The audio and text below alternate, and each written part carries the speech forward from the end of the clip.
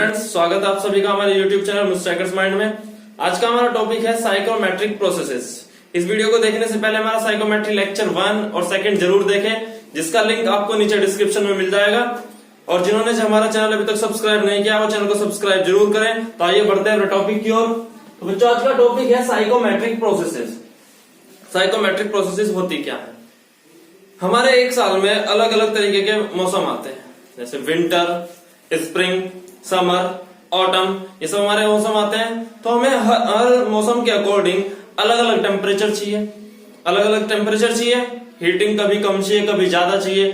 तो अलग अलग मौसम के अकॉर्डिंग टेम्परेचर भी हम अलग रखते हैं। कभी हीटिंग चाहिए, कभी ज्यादा, जैसे सर्दी का मौसम आया तो हीटर लगा देते हैं रूम में, तो हीटिंग चाहिए। गर्मी का मौसम आया तो कूलिंग चाहिए। तो और कभी कभी सर्दियों में क्या करनी पड़ती है, ह्यूमिडिटी बढ़ानी पड़ती है, आर्द्रीकरण करना पड़ता है। गर्मियों में ह्यूमिडिटी को कम करते हैं। तो आइए देखते हैं कौन कौन सी प्रोसेसेस हमारे साइकोमेट्रिक में होती हैं। तो सबसे पहली होती है हमारी बच्चों सेंसिबल हीटिंग, श्रेय तापन। हीटिंग का मतलब गर्म करना, सेंसिबल यानी कि सेंसिबल क्या होता है, जिसपे ना तो फेस चेंज हो लेकिन उसका टेम्परेचर बढ़ जाए, सेंसिबल हीटिंग। दूसरी सेंसिबल कूलिंग, श्रेय शीतलन यानी कि ठंडा। तीसरा ह्यूमिडिफिकेशन एंड डीह्यूमिडिफिकेशन, आर्द्रीकरण तथा निआर्द्रीकरण। ह्यूमिडिफिकेशन का मतलब वाटर वेपर को ऐड करना। ह्यूमिडिटी बताई थी हमने साइकोमेट्रिक प्रॉपर्टीज में कि ह्यूमिडिटी क्या होती है, वाटर वेपर। तो यहाँ पे ह्यूमिडिफिकेशन है बच्चों। ह्यूमिडिफिकेशन मतलब आर्द्रीकरण यानी कि वाटर वेपर पार्टिकल्स को इंक्रीज करना, बढ़ाना। डीह्यूमिडिफिकेशन इसका उल्टा यानी कि वाटर वेपर पार्टिकल को कम करना। तीसरा कूलिंग एंड ह्यूमिडिफिकेशन, ठंडा तो कूलिंग का ठंडा तो करना ही है, साथ में उसमें ह्यूमिडिफिकेशन यानी कि वाटर पार्टिकल भी ऐड करने हैं। फिफ्थ कूलिंग एंड डीह्यूमिडिफिकेशन यानी कि शीतलन तथा निआर्द्रीकरण, ठंडा करना जो हमारी उसमें वाटर पार्टिकल है ठंडा करना, और डीह्यूमिडिफिकेशन यानी कि जो वाटर पार्टिकल है एयर में हमारे वो रिमूव करने हैं हमें। Next heating and humidification, heat तो करना ही, इसको गर्म तो करना ही है। ह्यूमिडिफिकेशन साथ ही साथ एयर में हमें वाटर पार्टिकल ऐड भी करने हैं, तो बोलते हैं heating and humidification. 7 heating and dehumidification बच्चों, ये होगा हमारा हीटिंग एंड डीह्यूमिडिफिकेशन। डीह्यूमिडिफिकेशन यानी कि हीटिंग का मतलब तो गर्म करना है, तापन। डीह्यूमिडिफिकेशन मतलब एक तो एयर को गर्म करना है उसके अंदर से, डीह्यूमिडिफिकेशन यानी कि निआर्द्रीकरण, वाटर वेपर को निकालना है। तो ये हमारी साइकोमेट्रिक प्रोसेस है सारी। अब हम इंडिविजुअली अलग अलग देखेंगे, समझेंगे। तो इस लेक्चर में हम केवल सेंसिबल हीटिंग और सेंसिबल कूलिंग पढ़ेंगे। कौन कौन सी सेंसिबल हीटिंग और सेंसिबल कूलिंग, बाकी हम अगले लेक्चर में पढ़ेंगे। तो आइए चलते हैं अपने सेंसिबल हीटिंग और सेंसिबल कूलिंग की ओर। तो पहली प्रोसेस है बच्चों सेंसिबल हीटिंग। आइए बात करते हैं सेंसिबल हीटिंग पर। सेंसिबल एक होता है सेंसिबल हीट, एक होती है हमारी लेटेंट हीट। सेंसिबल हीट वो होती है जिसे हीट देने पे हमारी एयर का या किसी सब्सटेंस का टेम्परेचर बढ़े और हीट निकाल लेने पे उसका टेम्परेचर घटे, बट फेस चेंज ना हो। फेस चेंज ना हो, जिस हीटिंग में हमारा फेस चेंज नहीं होता है उस हीटिंग को बोलते हैं हम सेंसिबल हीटिंग, और उस हीट को बोलते हैं सेंसिबल हीट। और लेटेंट हीट क्या होती है, कांस्टेंट टेम्परेचर हो और फेस चेंज हो जाए। कांस्टेंट टेम्परेचर हो, फेस चेंज हो जाए। याद रखना, जब भी सेंसिबल नाम अपने आंखों के सामने से देखेंगे तो इसका मतलब है फेस चेंज नहीं होगा, फेस चेंज नहीं होगा और टेम्परेचर बढ़ेगा हीट देने पे। और जब भी लेटेंट की बात आए तो टेम्परेचर कांस्टेंट रहेगा। टेम्परेचर क्या रहेगा, कांस्टेंट रहेगा और फेस चेंज होगा। तो ये दोनों में डिफरेंस समझ में आया। तो बच्चों है सेंसिबल हीटिंग। सेंसिबल हीटिंग यानी कि हीट करेंगे हम किसको, एयर को। एयर को हीट करना है। किसको हीट करना है बच्चों, एयर को। हीट इस तरीके से करना है कि उसकी ह्यूमिडिटी ना तो घटे ना बढ़े, ना उसके यानी कि वाटर पार्टिकल में चेंज ना हो, वाटर पार्टिकल या स्पेसिफिक ह्यूमिडिटी चेंज ना हो। तो बच्चों सेंसिबल हीटिंग क्या हुआ, हीट करना एयर को बिना उसमें आर्द्रता घटे या बढ़े। ठीक है, तो आइए देखते हैं। हमने एक हीटिंग कॉइल लगाई हुई, बहुत ज्यादा हीटअप है। हीटअप कैसे हुई, हमने इसमें से स्टीम ऐड की, इसमें तो स्टीम जा रही है, स्टीम घूम के बाहर आ रही है। तो ये क्या है बच्चों, कॉइल मेरी गर्म होगी, पूरी हीट होंगी। जब किसी भी हीटिंग सरफेस से मेरी एयर पास होगी, ये जो हीटिंग सरफेस है इसका टेम्परेचर जो है ड्राई बल्ब टेम्परेचर से बहुत ज्यादा है। जो ये हीटिंग कॉइल्स लगी हुई है ना बच्चों, हीटिंग कॉइल्स दिख रही होंगी, हीटिंग कॉइल्स, इनका टेम्परेचर ड्राई बल्ब टेम्परेचर से बहुत ज्यादा है। तो ये मेरी एयर आई, एनवायरमेंट से जो एयर आई जब कॉइल्स है उसका टेम्परेचर क्या है, जो एयर आ रही है उसका टेम्परेचर है बच्चों TD1। क्या टेम्परेचर है, TD1। उसका जो ड्राई बल्ब टेम्परेचर है कितना है, TD1। और ये मेरी हीटिंग कॉइल है। जब मेरी एयर इन हीटिंग कॉइल से पास होगी तो क्या होगा, हम जानते हैं कि जो हीट हमारी फ्लो करती है always flow from high to low level. तो जब एयर मेरी इससे पास होगी इस सरफेस से तो क्या होगा, एयर मेरी गर्म हो जाएगी। एयर क्या हो जाएगी, गर्म हो जाएगी, यानी कि हीट इस हीटिंग कॉइल से हीट किसको चली जाएगी, एयर को, और हीट क्या हो जाएगी मेरी एयर इससे हीट ले लेगी और वहां निकल जाएगी बाहर, ये एयर आउट। और इस कॉइल का जो टेम्परेचर है वो है बच्चों TD3। क्या है बच्चों, TD3। और यहाँ का टेम्परेचर क्या है, TD2। एक बात याद रखना, ये एयर इन हुई थी, इससे पास हुई, हीट हुई, गर्म हुई और TD2 टेम्परेचर पे बाहर हुई। सबसे पहला टेम्परेचर कितना था, TD1। सर्वे जो कोयल है हीटिंग कोयल उसका TD3, और जब एयर बाहर निकली उसका टेम्परेचर कितना हो गया, TD2। तो ध्यान रखना TD2 TD3 से कम होगा। क्यों होगा, TD3 ज्यादा होगा, क्यों कम होगा, क्योंकि जब एयर मेरी अंदर आई तो सारी की सारी जो भी एयर अंदर आई वो इस हीटिंग कोयल से नहीं निकलती, हीटिंग कोयल से टच नहीं करती, कुछ एयर बाईपास होके बाहर चली जाती है। तो जो एयर मेरी बाईपास हुई वो तो हीट नहीं हुई, कुछ ना कुछ बाहर गई होगी, वो हीट नहीं हुई तो वो बाहर निकल गई, जिस वजह से क्या हुआ, उसका टेम्परेचर हीट नहीं हो पाया।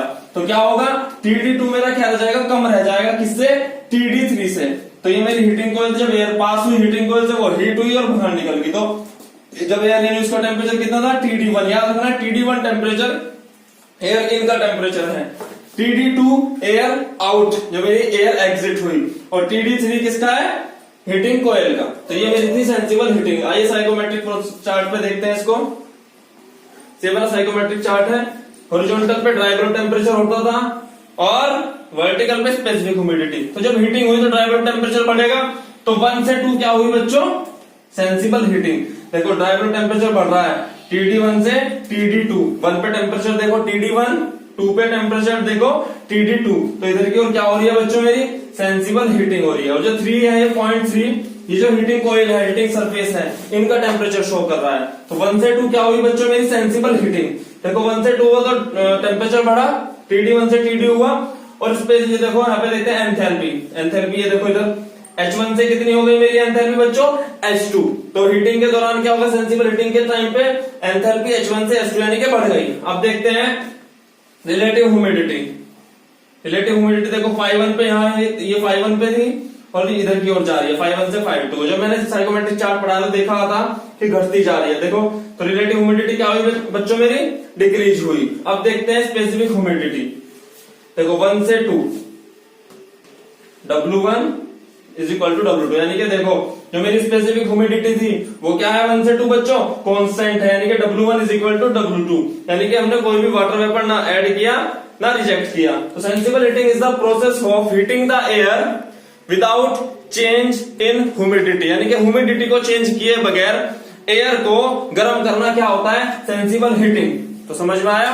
अब चलते हैं सेंसिबल कूलिंग की ओर। सेंसिबल कूलिंग की ओर चलते हैं, ये देखते हैं। अब हम पढ़ेंगे बच्चों सेंसिबल कूलिंग। हीटिंग कर रहे थे यानी कि हीट कर रहे थे, एयर को गर्म कर रहे थे, टेम्परेचर मेरा बढ़ रहा था, TD1 से TD2 इंक्रीज हो रहा था इधर की ओर। अब है सेंसिबल कूलिंग। कूलिंग का मतलब क्या करेंगे, ठंडा करेंगे, यानी कि टेम्परेचर को क्या करेंगे, कम करेंगे। सेंसिबल कूलिंग, सेंसिबल हीटिंग का क्या होता है बच्चों, उल्टा होता है बिल्कुल। उसमें हीट कर रहे थे, टेम्परेचर बढ़ा रहे थे, इसमें कूल करेंगे, टेम्परेचर को ठंडा करेंगे।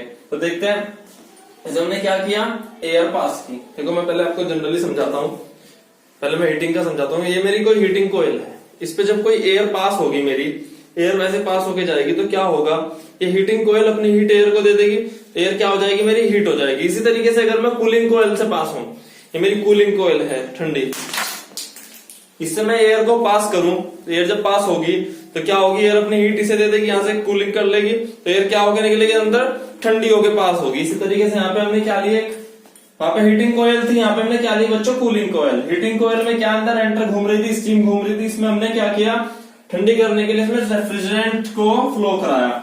रेफ्रिजरेंट जा रहा है, रेफ्रिजरेंट इसमें घूम के वापस आ रहा है। अब एयर TD1 टेम्परेचर पे इससे क्या कर रही है बच्चों, इसके अंदर से पास हो रही है। जब एयर मेरी इस सरफेस से इस कूलिंग कोयल से पास होगी तो उसका टेम्परेचर क्या होगा, इंक्रीज डिक्रीज होगा, कम होगा, यानी कि ठंडी होगी इससे टकराने के बाद, और वो ठंडी होकर बाहर निकल जाएगी। कितना टेम्परेचर पे, TD2 पे। इसका टेम्परेचर कितना था, TD3। अब जब एयर इससे ठंडी होकर बाहर निकलेगी तो उसका कुछ पार्ट इस कोयल के कांटेक्ट में नहीं आता, बाहर निकल जाता है। इसी वजह से क्या होता है, जो मेरा TD2 है, TD2 TD3 से ज्यादा होता है, यानी कि TD2 ज्यादा ठंडा होगा TD2 के कंपैरिजन में। TD3 सबसे ज्यादा ठंडा, TD2 क्या होगा उससे कम ठंडा, यानी कि TD3 is less than TD2।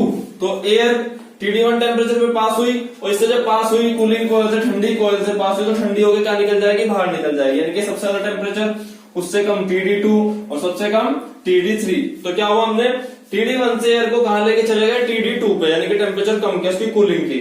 अब देखिए साइकोमेट्रिक चार्ट में, यहाँ पे ड्राइवर टेम्परेचर, यहाँ पे स्पेसिफिक ह्यूमिडिटी यानी कि वाटर वेपर।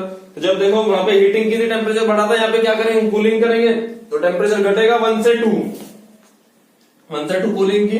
देखो टेम्परेचर क्या हो रहा है, TD1 ये रहा, TD2 पे पहुंचा तो टेम्परेचर क्या हुआ बच्चों मेरा, कम हुआ। अब इस पॉइंट पे देखते हैं एंथैल्पी। देखो H1 पे H1, यहाँ पे इसी तरीके से H2। देखो एंथैल्पी क्या हो रही है, एंथैल्पी डिक्रीज हो रही है। अब देखते हैं specific relative humidity.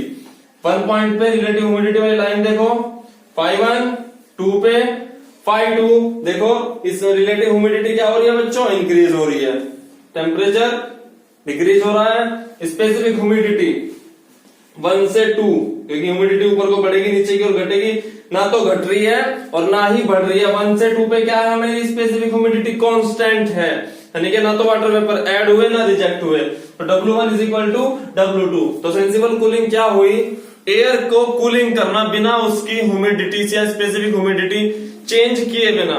That is the process of cooling of air without change its specific humidity is known as the sensible cooling.